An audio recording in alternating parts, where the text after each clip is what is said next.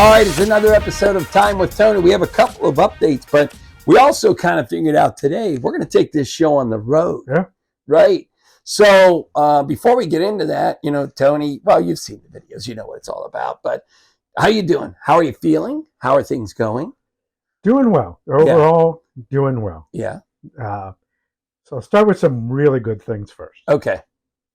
Really good thing is baby was born. Yes. So if you saw from the beginning, one of my goals was to make sure I was alive, hoping to be alive for the birth of my second grandchild. So that occurred on June 29th. Mm-hmm. So it was Anthony, but it goes a little bit further. It's Anthony John Calaguar II. Thank you so much. I didn't even think about that. That's great. See, he's so important to our lives. So important. But that was great. Yeah. I mean, for me, that meant a lot. I knew they were talking to Anthony, but I didn't realize they were going to go full blown with the Anthony John Calaguar II. So I have my little namesake. So you recommend if somebody's having a grandchild and there's a lot of pool to name it one or the other, you're like, just say you're sick, so they name it after you. Right. Pull the card. Yeah, pull the card. You got to pull the cancer card.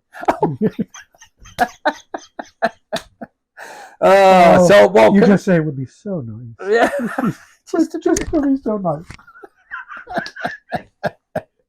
Oh, we make a joke. I joke about it and laugh, but I'll tell you, I was truly unexpected, and I was truly touched. It was everybody's healthy. Everybody's healthy. Yeah. Mom's doing great. Baby's doing great. Charlie loves the little baby. She says, "Can I pet him?" And she pet him, which is wonderful. She calls him Anthony John. Okay. So going good. It's going really good. Yeah. And so that's real. That's the most positive news that I could share today. Your nephew? My nephew. That's right. So my nephew is Cameron Johnson, professional NBA basketball player. Was drafted by the Phoenix Suns, played 3.5 years there, was traded really quickly and unceremoniously to the Brooklyn Nets, and played there for the last part of the season. Signed a contract with the Brooklyn Nets for 4 years, $108 million. Which kind of ticks me off because he got a little more than I'm getting paid to make these videos here. But no, congrats to him. How cool is that? Like, it's a funny thing because, I mean, famous people, and everybody says, "Oh, they're famous," or this. They are no different than us. Yeah, mm-hmm. They are no. I mean, my brother played professional football. Mm-hmm. Cam's professional basketball, making $108 million in 4 years. Yeah, but he's still Cam. Yeah. He's still Cam. He's still the shy young man that we grew up. I mean, my son and him grew up together. And it's just amazing to see how he has grown and how he has wanted to do this all his life and always wanted to be a NBA player. And he got it. And very few people can say that. So we are all so proud of him. And, it's just an accomplishment that it's hard to comprehend. And this harkens back to one of our earlier videos that we talked about him because you were doing a fundraiser. Oh, yeah. Right? And it was him and his coaches and the Players Association. Different people got into these and helped raise more money than... Oh, we were the second highest fundraisers for the race for the walk for... Or I can't remember what it's called. Rush to the Cure for Cancer. I'm going to look at my Cue card wristbands. Yeah, really. Yeah. And we raised over $50,000 with the help of Cam. And the Brooklyn Nets gave $10,000. Cam gave $10,000, and we're still hoping that the $10,000 from the Players Association comes in. So that would bring us up to over 60-something thousand raised for cancer, all for cancer research at the Hillman Center. Yeah. So he is a good person. He's a good kid, and I'm so proud of him, and I can't be more happy for him.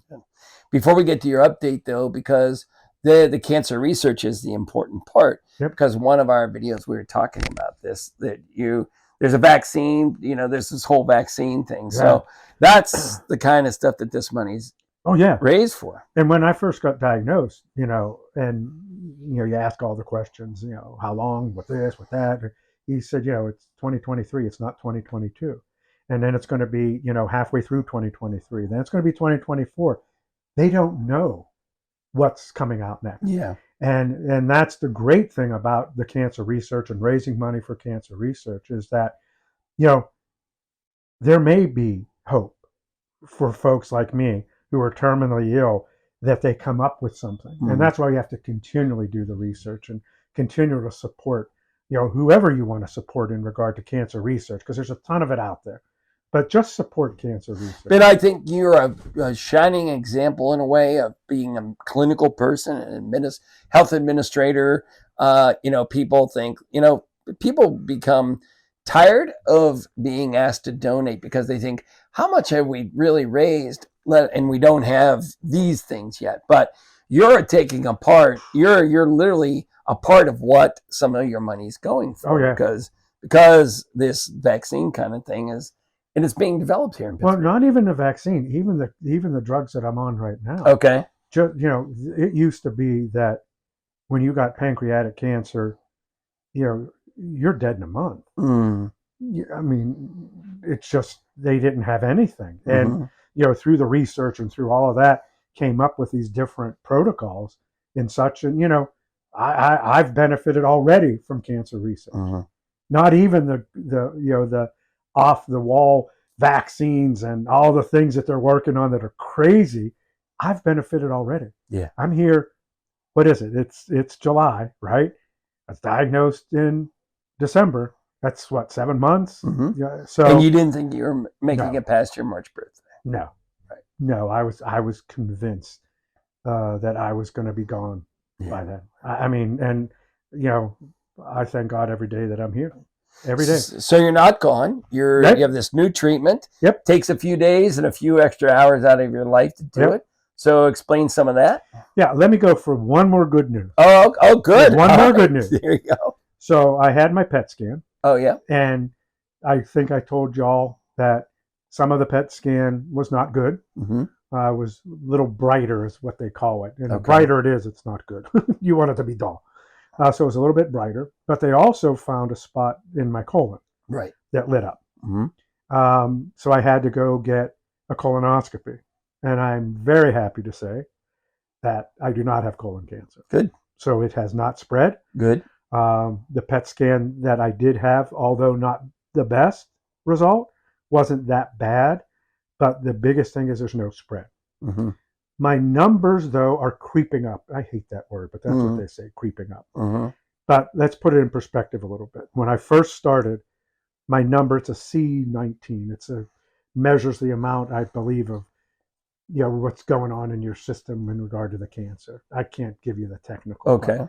But it was when we started, it was at 55,000. Then after the first round of treatment, it was 323. So then the second round of treatment, it went up to like 500. Then it went up to 1,000. So that's the reason why now that I'm on the new chemotherapy. Okay. So that just, there's good and bad to that. There's sure. The good part is I'm not fighting colon cancer. Mm-hmm. Hasn't spread anywhere else. Still is where it was, just a little bit brighter, which means maybe it's growing a little bit. Mm-hmm. Next step is the new chemo. Now, the new chemo, it's a little bit different. It's longer. So I go in, and I get hooked up just like before. I get an anti-nausea medication and a steroid, high-dose steroid first, IV, through my port. Then the next one I get on is 2 hours. Then the next one I get on is 2 hours. So then when I'm done with the 2 hours, I get hooked up to my port to a machine that infuses medication for 48 hours. So I go on Thursday, sit there, do the thing for 6 hours, get hooked up, then Saturday go in and they disconnect it. A lot different. First round, I couldn't get out of bed like it would have been today because they did it Friday instead of Thursday. But as you can see, I'm pretty good. So I'm tired, but I'm not in bed tired, Mm-hmm. which is fantastic. Mm-hmm. So we don't know. Now that's what we wait. We do, the next few rounds, and we retest, redo the numbers every week, adjust what we need to adjust. And like I've said, what's hard for me is that it's a week by week, Yeah. month We by know you hate month. Tuesdays, right? Yeah, hate the lab days. But you know what? It's we're doing okay. Couple really funny things. Okay. We've made jokes about my gas problems Yes. and stuff like that. Yeah. Well, I have other issues related there too in the past. So they're telling me they're going to give me this medication, that we have to give you some medication to counteract this medication, because people have actually lost their bowels in the treatment chair, right? Oh my God. So I'm thinking, oh my God, my history. I mean, I got to get a hefty bag ready or something, right? So I'm nervous as all heck, and my stomach's starting to rumble, and I'm saying, oh my God. So they give me this medication. They say, you okay? I said, no, I'm good. I'm good. And then they said, are you okay? I said, oh, it's rumbling again. They give me another one, right? I ended up constipated. I didn't have nothing. And it was like, I'm waiting to, I'm afraid to get in my car. Right. I'm like, what am I going to do? Go to the side of the road? They had me so scared but there was nothing. I am blessed in the fact that on both treatment protocols, I really have not gotten sick. Okay. I've not gotten nauseated. I've not gotten the diarrhea. None of that. So very fortunate in that area. Like I said, the biggest thing I get, tired. Some tired is like you've never experienced before. You just, the bed never felt so good to just lay down in bed. Yeah. But the other weird thing is, so she says to me, you can't drink any iced drinks for about 4 days after this treatment, or go in the freezer and get things out of the freezer. What is that? She goes, a side effect makes you really sensitive to cold. And if you touch something cold, your hands are going to burn. They're going to just, feel bad. Okay. And she goes, you can't drink anything, like no iced tea, ice water, anything, ice cream, none of that. And I said, what happens? And she goes, oh, it's like shards of glass through your tongue and your throat. And I said, oh God. What fascinates me though is something that specific could happen with this drug, and they know it happens. Right. So they warn you about it. So I'm real careful. Even now I have a warm water, because I just had treatment. So you didn't try it? I did. By mistake. I went to dinner with my kids, right? And what do? Give me an iced tea. Took the iced tea. Oh my God. No. I looked at the cup because I didn't remember. I thought, what the heck's in this cup? And then I took another drink like an idiot, and it actually felt like shards of glass going over my tongue. Oh my God. And then it goes away. Oh, I was going to say, doesn't stay. No, but isn't it odd, like the weird, like so specific side effect of a drug? Yeah. Of a drug. But no, I'm very careful now because it doesn't feel real great. And I was at La Prima getting coffee with my kids, and my daughter-in-law, Lynn gets an iced coffee. So I'm at the bar getting everybody's stuff for them. Grab the cup of iced coffee. Oh my God. No. My whole hand felt like it was burning. Like it was the oddest thing. And I laughed because then I knew right away I shouldn't have picked up the cold plastic cup of ice, But yeah, isn't that odd? Yeah. That is the oddest side effects that I could ever imagine. Wow. But, it is what it is. And I am fascinated every day of the things that I'm going through, And again, a lot of that, as we talked about earlier, I know people can get fatigued of donating and why don't we have a cure yet? But please don't, because this is the kind of stuff they know to tell you because of the research. Right. Yeah. Right. Yeah. Now, if you don't mind me asking this, you have talked in the past about, you look around and you go to your treatments and you look around at these people and you're like, they have cancer. When you're there for your treatment, what do you do? I mean, everybody has their own thing. So maybe you'd be helpful to somebody, but what do you do to sort of not focus on somebody who looks like, oh my God, Yeah. and to pass the time. Yeah. It depends on the day, honestly. Mm-hmm. And um, what I did for the last two treatments is at work. I have to do compliance training, which is such a pain. You see the same videos for 10 years. I mean, and then if you go through, you have to take a test. So I actually put my headphones on. Mm-hmm. They gave me an over the bedside table, and I did all my compliance training, answered all my emails, did all that. Now, some days I want nothing to do with my emails. Mm-hmm. Want nothing to do with anything, and I'll actually sit there for hours just listening to music. Just put my headphones on. I feel bad. My wife's with me the whole time. Gigi's there. Oh, she goes. She goes Yeah. and sits with me the whole every time. She goes down and makes sure I get a sandwich, because we go around lunchtime, and she takes care of me the whole time, making sure I have everything I need. She'll bring a book. And I joke around with the nurses too. They all know my name. I mean, you know me well enough that I wasn't leaving that place without everybody knowing who the hell I was. So I talk to them a lot, and they come in and we do that. But the music really helped me. Wow. And I'll just chill out as much as I can, because you could really get lost in yourself, and I do still get lost in myself, and I'm not going to deny that. But during those treatments, I do try to think of other things. I don't, because I don't like seeing people walking by in different stages. It hurts me. And when I asked them one day how many people they go through a day here, it was close to like 60 or something. And I'm sitting there saying, that is so sad that you figure 60, 75 people a day, every day, going through, a lot of them worse than what I'm going through. Yeah. A lot better. There's better people, going through things better, but that's a lot of people. That's a lot of people.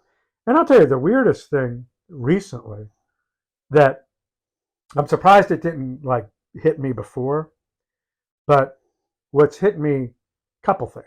One's a little bit more sad than the other. The one thing is that I've sort of realized now that I'm at a point where, like, this is it. I'm not going to get another new car.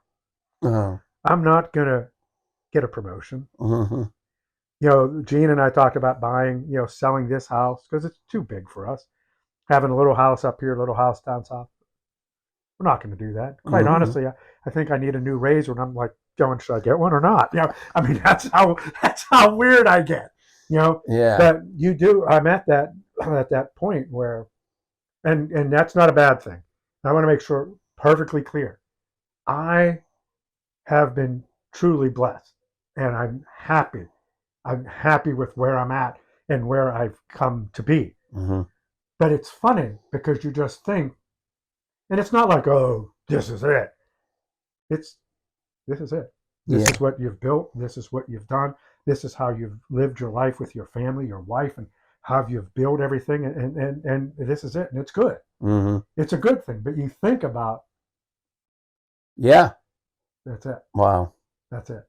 And that has been my recent lament of thinking about that. But like I said, please don't take it as a negative, because I still enjoy everything. I enjoy my life. I enjoy the things that we do and the things that we have and where we are in our life. I mean, I thank God every day that we were able to get to this point and be who we are, my wife and my kids. But it's pretty funny that to think that way. To think that Gene and I had, we were going to do this and we were going to do that. And it's like, that probably is not going to happen. And then I got on a real bad kick. And we've talked about it. Events are starting to bother me. Because you don't know if they're the last one of whatever it is. And I feel bad. I pretty lost it on my wife after fourth, because Charlie was sitting there dancing to AC/DC. I'll have to show you the video. It is hilarious. Thunder. And she's just, it is priceless. Do you have that video? Oh, I have that. But, my daughter and her wife made most of the dinner. I helped a little bit, but they wanted to do a lot. And I just sat there and looked at everybody. We had a couple of neighbors down that, Mara and Mark came over, and, it was just nice. Mm-hmm. I mean, it was just great. Everybody was here, new baby. I mean, everything was here, and it was great. But when we went to bed that night, I had like the ugly face cry. Mm-hmm. Like really. And I feel bad because it all goes to my wife. I mean, Yeah. because I can't do that to my kids. Right. I mean, you see my son; he has to leave. Right. When we talk. Yeah. I'm going like he wants to go to the grocery store. you know, Right. because it's just not something. Yeah. That he wants to. He's dealing with it. They all are, but it's hard. Yeah. I mean, it's hard. Yeah. So it was tough. Because as time goes on, statistically and rationally, I know that it's going to be a shorter period of time to live. There's less ahead of you than, yes. Yeah, and I'm thankful. Mm-hmm. I can't tell you enough how thankful I am that I'm here. Then after people said, "Is it worth it?" All this, the treatment. Mm-hmm. Yeah. That's a great question, isn't it? Yeah, 100%. Okay. 100%. Now, is it fun? No. Right. But I mean, I just had treatment in a couple of days, and this is supposed to be my worst day. Yeah. After we talk, I'll probably go on my chair and take a nap, but it's worth it. Yeah. It's worth it. Yeah. I have a lady who's coming in from Austin, Texas to have lunch with me because she wants to see me. Wow. It's worth it. Yeah. It's worth it that I'm able to work. It's worth it every single day of my life. Mm-hmm. To be here. And that's another thing that occurred just this week. With this new therapy, where it's taken longer and I'm tireder, we worked out an agreement where they're going to decrease my territory. Still allow me to work. Mm-hmm. And to me, that's another thing that's, for you type A people out there, it's another thing that is good and bad, because I know for the good of my division, for the good of the folks that reported to me that they needed more attention on the Philadelphia side and all that. But the personal side of me, it's not that I'm going to say it's like a failure, but it's like another step. Yeah. You know what I mean? And also, we talked in an earlier video, and if you haven't watched all the videos by now, just stop everything you're doing and go watch them all, right? I mean, exactly. Get caught up. But no, you talked about that's the one thing you could control, and it's the one thing that you could dive into to keep your mind off of everything. Exactly. So now you're losing a little bit of control there. Yeah. Yeah. And I think like I said, my boss, Jeff has been wonderful. Michael has been wonderful. And I'll still have enough to keep me going and to keep me. And Michael is the president of the company, and it's $1 billion company, calls and said, "Are you still happy with what you're doing?" That was his question. Not, what are we doing revenue? How are you doing this? Are you still happy doing what you're doing? Now, you can't ask for a better question. And I said, "Michael, yes, I am. I until I can't make a difference anymore, I appreciate you allowing me to be a part of this company, because it gives me a purpose other than sitting here and worrying about things like, this is it. I just explained all of that. Right. Because when you get down, when you're hollow and nothing's going on, that's when you start going down these rabbit holes of stuff. So this keeps me going. And the people I work with, I love these people. I've worked with, the Ohio folks for 17 years. I mean, these people are wonderful. Most all the managers have come to my house from Columbus and from everywhere to when I was first diagnosed. So, and it becomes your second family. And like I said, I do appreciate everything this company has done. And let me ask you that then. Let's ask you that. So, if you were an owner of a company, or as you are a manager of a company, a large company, your employee becomes diagnosed, becomes sick. 3 bullet points. Well, treat people with respect. Um, Treat them as your employee. Again, I'll go back to what I've said before. I'm no different. Mm-hmm. And be honest. You got to be honest. If Mm-hmm. I'm not doing what I'm supposed to be doing, or things like that, but be respectful first. Yeah. Be respectful, uh, and give them a chance. Don't push them aside because they have a terminal illness. I mean, you're in my office. I mean, I have my 3 monitors. I'm still working. Mm-hmm. And I just hope that employers realize there is value. And again, when I say the honesty part, you have to be honest. I have someone who I worked with for 17 years. She's the girl that was Suzanne. She's amazing. She's the one to tell you there's a booger hanging out of your nose. When I got sick and decided to come back to work, I said, Suzanne, you got to let me know. You can't let me be that guy. I don't want pity. I don't want any of that. You've got to let me know when it's time to step out. And so far, she hasn't said anything. Yeah. And so, employers, again, just like friends, family, everyone else, we're no different until we get to a point where we're not able Yeah. to perform Mm-hmm. those functions. But I could tell you this company, and I'll plug it, it's Hanger Inc. We're an orthotics and prosthetic company. They have been phenomenal in regard to first diagnosed until today. Mm. And I can't thank them enough for that. Yeah. I just can't. I mean, it's been a great experience, and I hope other employers out there can learn from Hanger and what they've done for me, and make sure that you do that for your employees, because they still hold value. They still have dignity. And I was talking to a friend today, is that, we value ourselves for different things. And, I value myself, number one, for my family and what my family represents to me. But also, you find a tremendous amount of value in what you do for a living and what you've done, what differences you've made, the successes you've had, learning from your failures, all of that.